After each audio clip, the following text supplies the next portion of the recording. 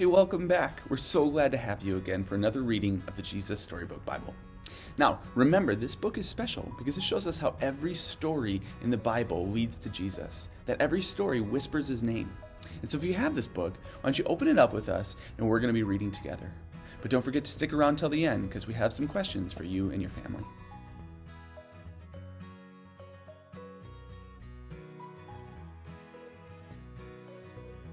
Hi folks, it's me Tina, and I get to read today's story from the Jesus Storybook Bible. We're on page 100, on the chapter called 10 Ways to be Perfect.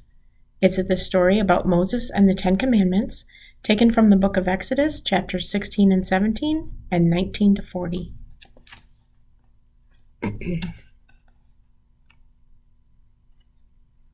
So, there they all were, grannies, granddads, babies, uncles, aunts, children, moms, and dads, out there in the middle of the desert. They had blisters from all the walking. They were hungry and thirsty and much, much too hot. "We don't like it," they said. "It stinks." And so did they, for that matter, because no one had taken a bath in weeks. Now remember, because this is something they'd forgotten, God had done amazing things for his people. He'd hidden them inside a cloud. He'd moved the sea. He'd set them free. God's people still weren't happy. They didn't care about being free. Wasn't it better when they were slaves? At least they'd had lots of nice food to eat. God doesn't want us to be happy, they said. It was the same lie that Adam and Eve had heard all those years before. God has brought us out here to kill us. God doesn't love us. But they didn't know God very well, did they?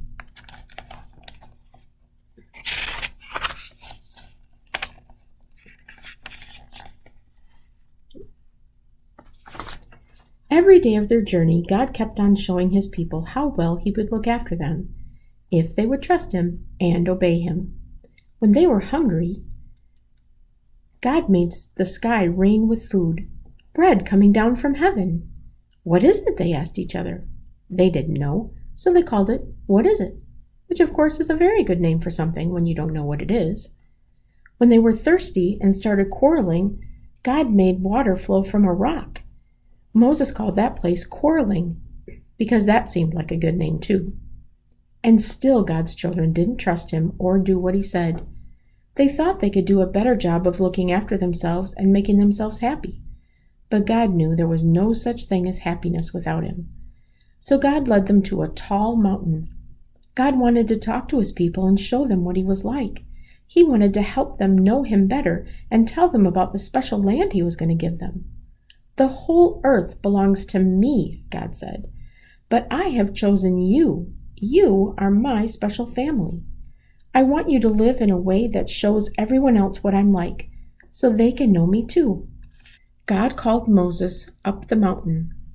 The great mountain shook, a thick cloud fell, thunder roared, lightning crackled, and God gave Moses 10 rules called commandments. "I want you to love me more than anything else in all the world, and know that I love you too," God told them. "That's the most important thing of all." God gave them other rules, like don't make yourselves pretend gods, don't kill people, or steal, or lie. The rules showed God's people how to live and how to be close to him and how to be happy. They showed how life worked best. "God promises to always look after you," Moses said. "Will you love him and keep these rules?" "We can do it. Yes, we promise." But they were wrong. They couldn't do it. No matter how hard they tried, they could never keep God's rules all the time. God knew they couldn't, and he wanted them to know it too. Only one person could keep all the rules, and many years later God would send him to stand in their place and be perfect for them, because the rules couldn't save them. Only God could save them. In the story today, the people promised to do everything God had said, to obey all the 10 commandments. But no matter how hard they tried, they could never keep God's commandments all the time. Again and again, they would forget what God is like. Again and again, they would not obey his commandments. God knew this, and He wanted them to know it too. God wanted them to remember that He is the one who saves them. Obeying the commandments cannot save them. Only God can save them. But there is someone who did obey all of God's commandments all the time.